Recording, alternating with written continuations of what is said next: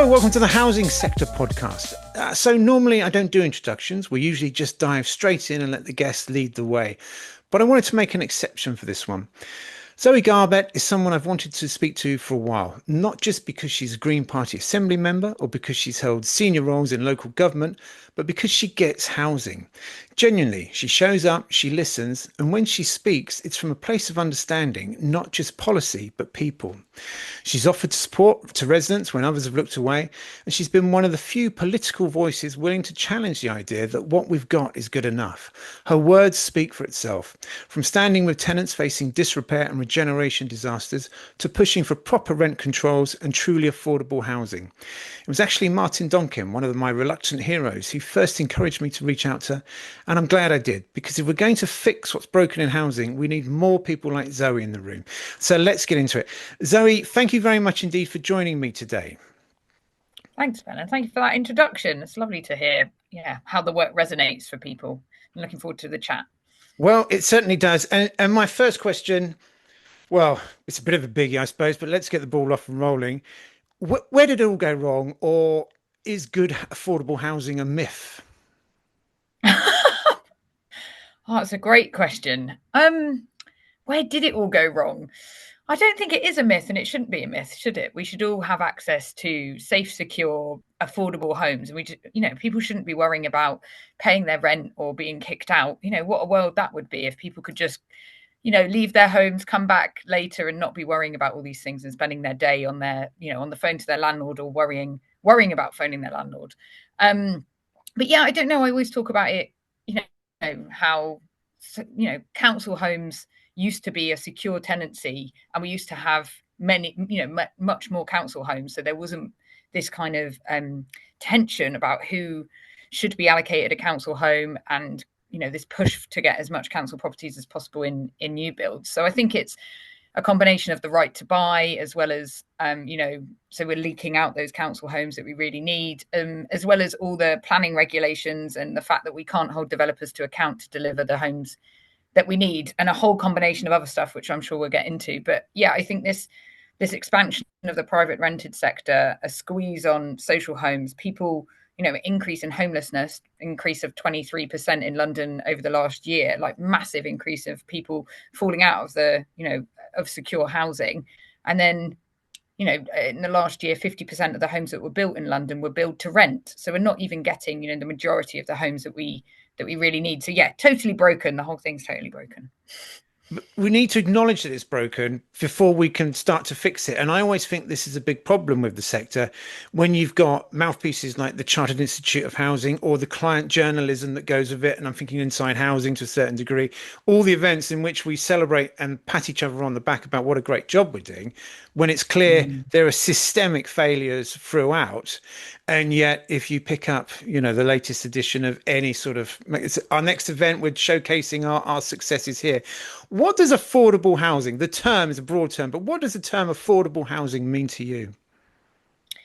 So I take the term from kind of campaigners and people looking for genuinely, truly affordable homes. So I use truly affordable homes if pushed, but I think just, changing that to kind of social homes or council homes is, in saying what we actually need, because the word affordable has been co-opted by developers. And obviously in London, affordable means shared ownership, build to rent, living rent. And I questioned the Mayor of London about this recently, that term is quite broad, and actually council homes becomes a very, very small part of that percentage. So yes, we might get 35% or 50% affordable in a new development, but actually, council homes are the only affordable tenure to most people. I think, the stats around people who, I was trying to say to the mayor the other day that everything's affordable to someone, right? So even a penthouse of £7 billion is going to be affordable to someone.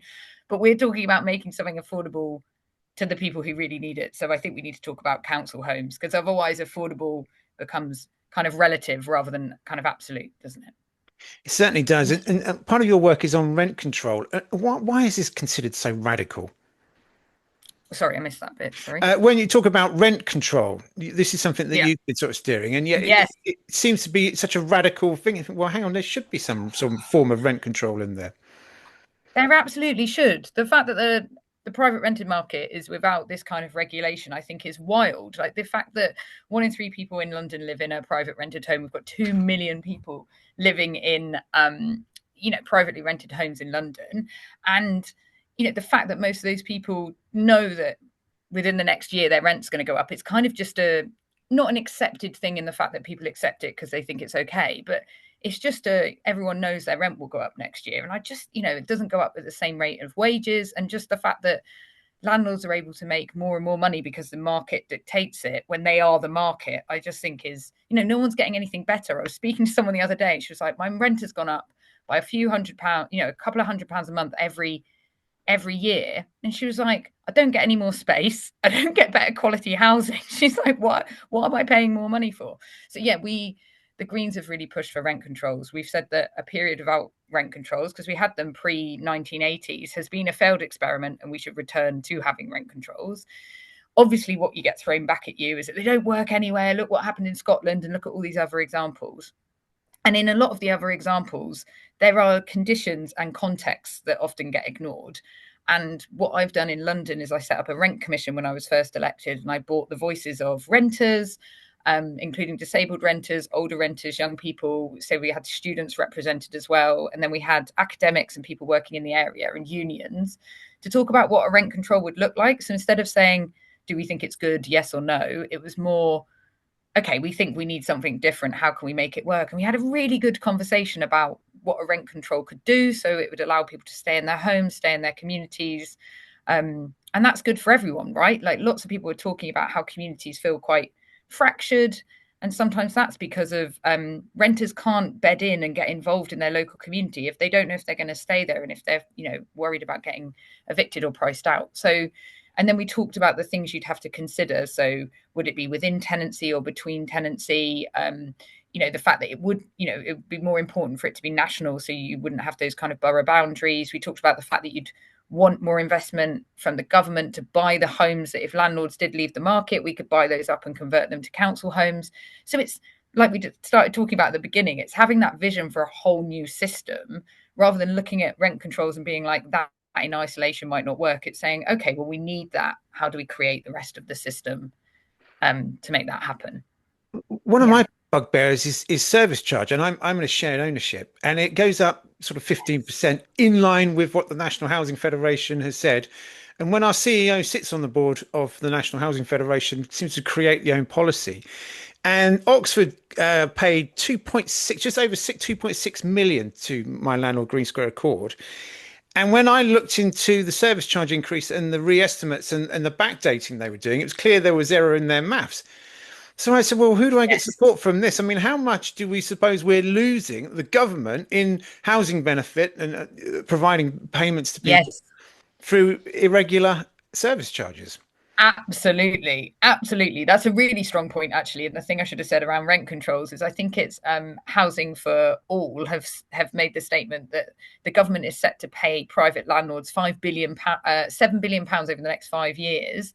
£70 billion over the next 5 years via housing benefit for people who can't afford their rents. Like that's wild. Like all that public money going to private landlords. And then, as you've described, this scandal around service charges. So we looked at service charges and leasehold as part of a housing committee investigation when it was chaired by the Labour Assembly member Sen Mwema, and we launched the report recently in the House of Lords. Just to kind of get that profile around it needing that attention. You've got the amazing campaign groups like Free Leaseholders and SHAC, who I've forgotten what the acronym stands for. SHAC, yeah. And the work that they do. Sue's, my friend Sue's, they're brilliant. Yeah. So they were represented at this group. But it's just I just think the service charges, like the fact that they go up and, people are paying for things like gardening when they don't have a garden, or the building insurance, which seems to be like you've described, 3 steps removed from the company. So it's all them getting that money. I think it's an absolute scandal, and just people that are being forced to, we're just talking about in this meeting that people, the health impacts it has on people. So as you described at the beginning, I've got a NHS background, and I kind of from a commissioning perspective, but I do look at everything from a health lens, and just the huge impact this has on people's abilities to live their healthy lives, to show up, be their full self at work, for their families. I just think it's scandalous that we're putting people in such high stress situations, not knowing what these bills are going to be, or spending all their spare time writing, spending 3 hours writing an email, scrutinizing some obscure, invoices to get to the bottom of it. And I just think, I'm supporting some housing association tenants in my ward where I'm a councillor at the moment around their service charge, and the amount of them saying it just makes our social homes unaffordable. And you're just like, so it definitely needs changes to legislation, more scrutiny, more powers to leaseholders, and people paying service charges. But I'm really hoping it gets more and more attention. The government says it's going to change some around kind of the leasehold, common hold discussion, and are going to do some stuff around leaseholders. But as free leaseholders were saying in the meeting, they were like, you just keep saying this, and 3 months is a very long time for people paying extortionate charges. It was when I raised some of the issues, and I've been doing this for 10 years now. When I raised some of my issues, I've been put on communication bans. It was one of your colleagues, Sean Berry, who raised it in the House of Commons as a slap strategic lawsuit against public participation. And you think, I'm not asking you to put the moon on a stick here. I'm asking you to fix things at a fair price that we've agreed, and to have some control. And when you get it wrong, as the housing ombudsman have had special investigations into them and whatnot, some accountability, but they seem to avoid it. And unfortunately, there's very little support. I mean, our local councillor is an independent who just sort of beat out Labour. But Annalise is sort of getting involved slowly but surely. Annalise Dobbs, our MP, but there seems to be, and this is what other residents as well, where's the support? And you are one of the few MPs who responds to emails directly, which is a credit to you. Oh, what, me? Yeah. So Sean's obviously an MP, and then I'm an assembly member. But we respond directly to people and take up their issues all the time. And I think that's what I was hearing in this meeting, though, that people are just out on their own, trying to do their own research, upskilling themselves to scrutinize these massive, these organizations are huge and have got, like loads of staff working on this. And then you've got people trying to squeeze this into their spare time to try and scrutinize. I completely hear you in people feeling alone. And we should be completely changing this for the majority of people who are in this situation. Like, it's affecting so many people. And like you've described, it will take, it doesn't, we're not asking for, it's like rent controls, isn't it? We know what the solution is. We just need people to get on and do it. And my frustration with these kind of legislation changes is it's often not something that we're asking the government to spend money on, but it's things that will save you and I lots of money. Yeah, and the National Health Service and education. And all those extra, and all we're asking is to put more regulation on corporate greed. Do you know what I mean? It's like, we're not, it's not like we're saying, I mean, when we ask for more money for council homes, I get that is more of a tangible, we would like this money. But this is why I get more frustrated when you ask for things like rent controls or change to service charges and leasehold, because you're like, that's more of a regulation change that would save people lots of money, and the system, like you've described, like would mean that people would be able to participate more in society, be more well, which obviously surely things we all want. Yeah. It leads nicely on to my next question. It's Wednesday, the 23rd of June today, and this question comes from my background guy, my man in Havana. He'll know who he is, but he likes to stay in the background. Following Ofwat being reformed, that was in the news yesterday. We're going to reform Ofwat due to the sewage. Do we think that the housing ombudsman and our sector, the housing sector, needs sort of overhaul and reforming? Oh, yes. I think anything that gives people more teeth and more confidence, and holding people to account, I'm all in favour of. What we've seen with Ofwat and the water is absolutely shocking, isn't it? Like, the fact that no one's been held accountable and people have been able to, I've got a background of working in the public sector, and I've seen it at its best and at its worst, I think. And where things can kind of dribble on and no one kind of has responsibility for it, and people have endless action plans but nothing actually changes. Obviously that's it at its worst, but obviously there's lots of bits of it that work. But I think if we have a housing system that isn't delivering the good quality homes that we need, it obviously isn't working, is it? And it needs reform and strengthening. I do think it's been interesting recently, hasn't it, with all the, so especially in London, with all the housing ombudsman reports that have come out around kind of the failing of council landlords. You know, we have one in Hackney where I'm a councillor, where there's been, you know, huge failings of maladministration that kind of led to the report.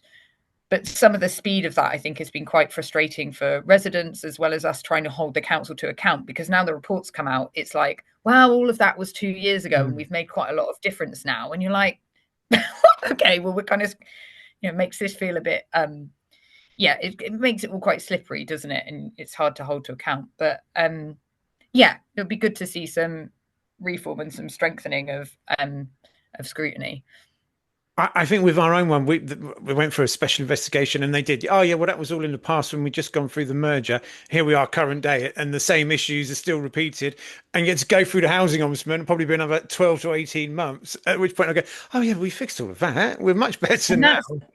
Yeah, and that's the thing. And I think residents are just getting more and more frustrated. So those that I work with in my casework and across London, like, it's great that there is an ombudsman that people can go to, but exactly like you've described, you know, I've got a resident in a housing association house that has had a repair going on and on for like on and off for months and months and months, scaffolding up and down. You know, I know this will sound very familiar to lots of people you speak to. And then, you know, exhausted complaints, and now has to go to ombudsman. And she's just a bit like, well, is the scaffolding just going to remain up in this like 12-year period? You know, that's the point, is I want this. So, but obviously a lot of this comes down to the austerity that councils are under, which I think also is my frustration in this, that the government has made the councils look, it's all this narrative about people blaming each other, right, rather than trying to find the solution. That councils are, yes, there's kind of culture issues and staffing issues, and systems issues. I'm not saying that councils are completely not at fault, but, you know, they're housing revenue accounts and just, you know, all the pressures on local authorities to deliver the fire safety stuff, good quality homes and new homes. You know, government needs to properly fund councils so they can deliver this stuff. And like I said, we need better culture. And I know there's other failings of not, you know, treating things urgently. But if everyone thinks that this is a priority, then we need to, treat it that way. And we've got, I've been doing some other research and found that, you know, the housing associations are banking a lot of surplus cash at the minute. And that's got me thinking, is this because they're expecting the next bit of legislation that comes in that's going to cost them an absolute fortune? Could it be that they end up having to pay for cladding removals themselves? Will it be damp and mold? What are your thoughts on that? Oh, that's a great question. I think there is lots of, well, I haven't actually heard that around the banking of funding. It'd be interesting to hear where you've worked. Yeah, I will share with you later. Yeah, that's really interesting. I just think, I think there is nervousness around. Obviously, we focus quite a lot on the kind of planning changes and the changes in planning. It probably will be just expectations around delivering that high quality homes and all those changes. I mean, fire has been a huge increase in expense, hasn't it? Obviously, rightfully so, to keep people safe. But it seems to be this, doesn't it, that we create issues, you know, don't properly assess things at the time and then create issues further down the line. But it'd be interesting to see what you've got on that, and to think more about it and to keep an eye on it, because obviously housing associations are huge across the city. I've got people flagging to me how many voids they've got across the city, so that's something I want to dig into as well, which I think I'm seeing more as well than, you know, I've seen a couple of instances of people, you know, the housing associations approaching councils to sell their stock to the council and the council not being able to buy it. And it's all this, the whole process seems to be broken, doesn't it?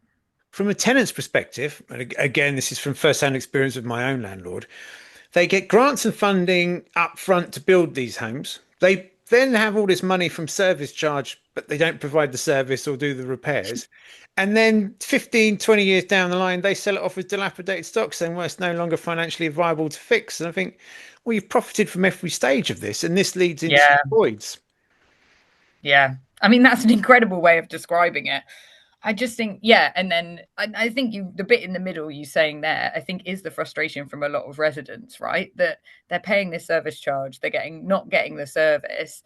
And also people talk to the fact that housing associations have really drifted from their original kind of ethos and their original aim. And I just think that's really sad that we've ended up in a place where organizations that lots of them have set up with a more kind of responsible ethos, and that have drifted because maybe the system, because maybe of people seeing that they can profit from it. And I think people often, I just think we've just really drifted, haven't we? We've got a system that is meant to look after people and provide those safe and warm and secure homes that doesn't. And I just think my frustrations with the really big housing association is, and I've often supported residents with this, is how complex it is just to like raise a repair.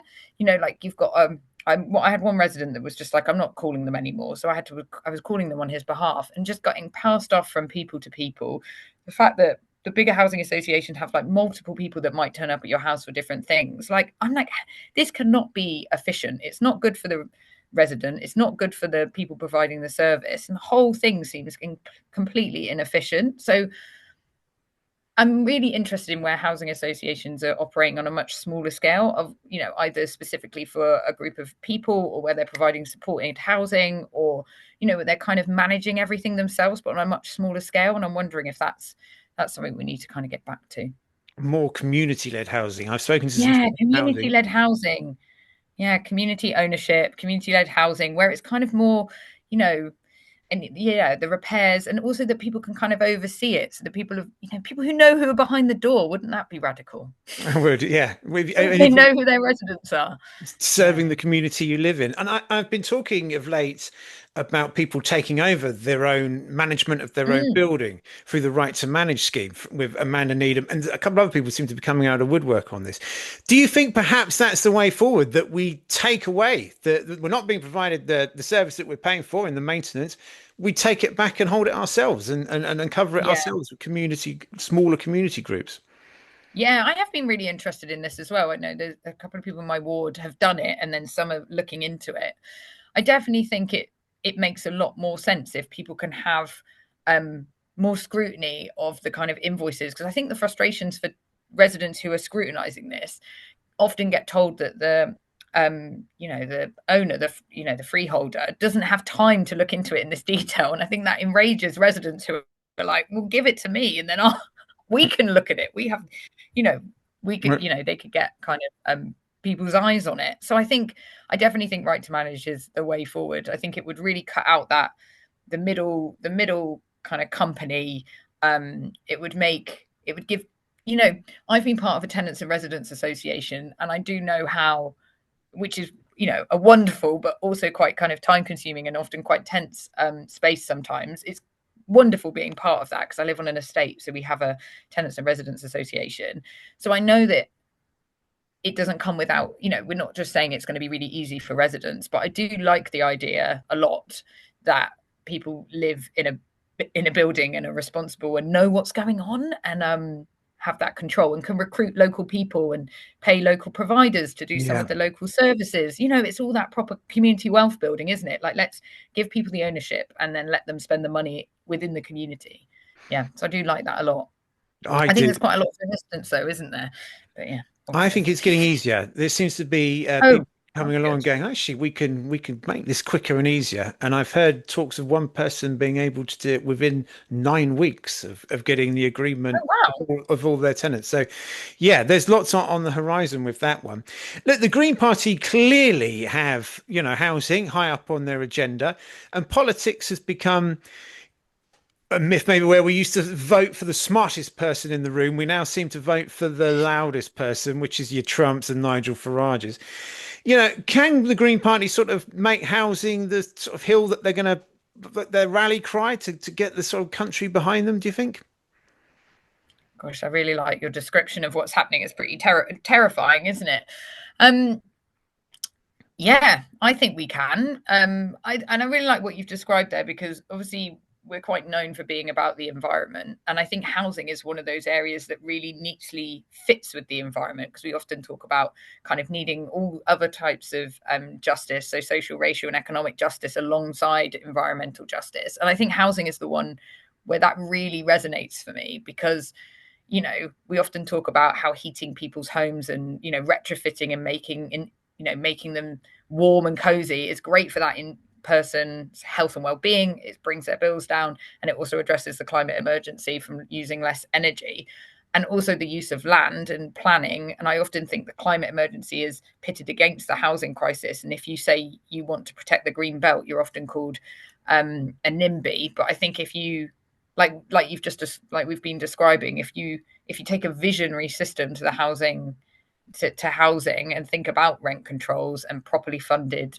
developments that have majority council homes, I think you are creating a more thriving environment that's better for the planet and better for people. So I do think people are really seeing that, like you've described. We've got our MPs like Sian and Carla doing loads on housing, and and Ellie on planning in Parliament, and then you've got kind of me working at City Hall, and our councillors at a local level. I think when people see local green councillors, they know that we're fighting for rent controls and pushing the councils to do more on damp and mouldy homes. So yeah, I'd like to think it is something that we've created a strong narrative on. And it's just, I mean, the housing crisis, even as a term, has become almost, or frustratingly, common, hasn't it? Well, crisis is normally something that's short-lived. So I definitely think it's definitely a crisis of our time, and we need to see more action on it. I thought when Grenfell happened, I thought, right, okay, this will be the floodgates. We're going to get the overhaul that we need now. And then it seems to have sort of sat in the background. There's been no prosecutions yet, which has caused more frustration. No corporate manslaughter. And then we've sort of got the post office scandal, which again bubbled away for sort of 10 years in the background. And then we got the ITV drama, and everyone went. And I was having conversations with BBC journalists at the time, and they were saying, yeah, we have to put this on a back burner, Ben, because we're all focused on the post office scandal now. And then the Netflix documentary came out, and that hasn't quite caught the zeitgeist as much as I hoped it would. Do you think we need a bloody good docudrama, if you like, to really ignite the people behind and get everyone else saying, no, actually, this isn't good enough. I'm not being treated properly. It's time for change. Yeah. I mean, isn't it?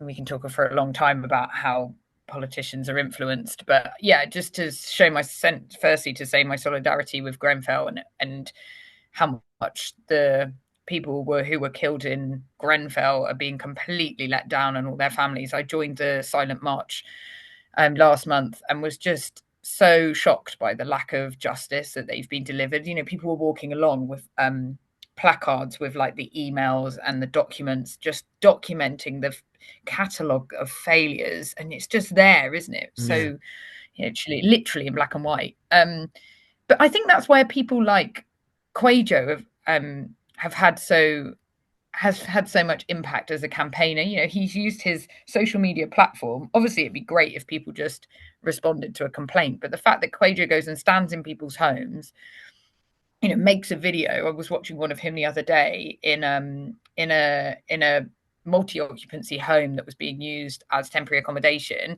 and it had like rats. You could see the state of the wall, the bath was leaking. Like, he was just walking around being like, why isn't this condemned? And I think that real visual thing where you're just like, people, this is someone's every day. This is meant to be a place of like safety for for people. So I do think moments like that do ignite kind of immediate action. But I think what we need to do is create something that creates that system change, right? Because obviously what Quajo has done is kind of fix people's immediate problems, and he is really advocating for wider change. But I think maybe it's kind of that step between, how do we kind of on that? Because I do think, I mean, I don't know, it'd be interesting to what I'd like to speak to is people who Like what frustrates me is everyone kind of accepts there's a housing crisis, right? Whatever politician you are, I think most people would accept there's a housing crisis. I don't think that's politically contentious. Maybe other people think that it's fine, but obviously you see the numbers of people in temporary accommodation, number of people who are homeless. But I think people just have used that for different solutions, and I think that's where it's gone wrong. So, I talk about that as meaning we need to provide council homes and rent controls to make, we've got an affordability crisis. Whereas, I speak to, there's some Conservatives on the Assembly who just think that we need to build more homes, and we just need more of them. Like, it doesn't matter what they are, we just need more homes. And obviously, I often talk about the fact that the housing crisis has been used as a banner to build luxury homes. We don't have anywhere near the amount of accessible homes that we need. So I'm leading an investigation as chair of housing committee this year on accessible homes for disabled Londoners, because it's absolutely shocking the impact that has on their health and well-being. People really living in states where they can't access most of the rooms in their house, or how much the kind of rent is if they need an extra room, like just how difficult it is for people, for disabled Londoners. So yeah, I don't know. We'd need to think about what people who don't get what all the solutions are, what they need to hear, because they accept that there's which is different, isn't it? I think not many people knew that the post office scandal was happening, or maybe they did. So it was so it's just like, well, which bit do people not know is happening, or the impact? Yeah. It doesn't seem to catch on, does it? But then we've got this sort of, I call it the content wars. We've now got people like the sort of Chartered Institute of Housing that are just constantly pushing out, oh, what big thing is it, customer or resident? What term do you provide? You think, hang on a minute, it's damp that I want you to deal with. Yes. Yes. Before you give Yeah. a collective noun for us all, whether I'm tenant or resident, fix the issues. That would be the first one. But they sort of showboat on this, the guy that had me arrested, the communications director, Steve Hayes at Green Square Court, had me arrested for harassment, sending an email saying, do you want to meet for a coffee so we can have a chat? I mean, you're villainizing the wrong people for speaking out. And Quajo is so social media savvy. That's his real power. Yeah. He can do that. But yeah, we need some support, and we need support from more people like yourself that can stand up for them. It is an interesting idea to really think about what we need to develop to change, to really have that influence, because you've described some real moments where lots of us thought, well, this would be, Awab Ashak as well, the fact that Awab's Lob's coming in, which has taken ages, and will that be properly funded for councils to deliver? There are these moments that you have these moments of change, but it's how we really address it at its core and get the whole system designed. And in the meantime, they're all down in Brighton for the latest event, which really, if you haven't known, it really annoys me. But never mind. Zoe, it's been lovely talking to you. Thank you very much indeed. If we could end on a positive, if you had a magic wand and could fix one little thing that would be the catalyst for change, what would it be? We've just talked about a lot of things. I think it would be rent controls. I think rent controls with as a proper policy, with all the bits and pieces, like to make it really work and lasting change, because I think that would have impact so many people and would relieve pressure, also relieve pressure on council waiting lists and things like that. So yeah, it would have to be rent controls and making London more affordable. Yeah, and hopefully that will spread throughout the rest of the country. Zoe, I will get together with my man in Havana, and we will come up with the background information that we've discussed, and perhaps we can have you back on to talk about that. Yeah, let's have another chat. That'd be great. All right, Zoe, for now, thank you very much indeed. It's been lovely talking to you. Thank you. Great, thank you.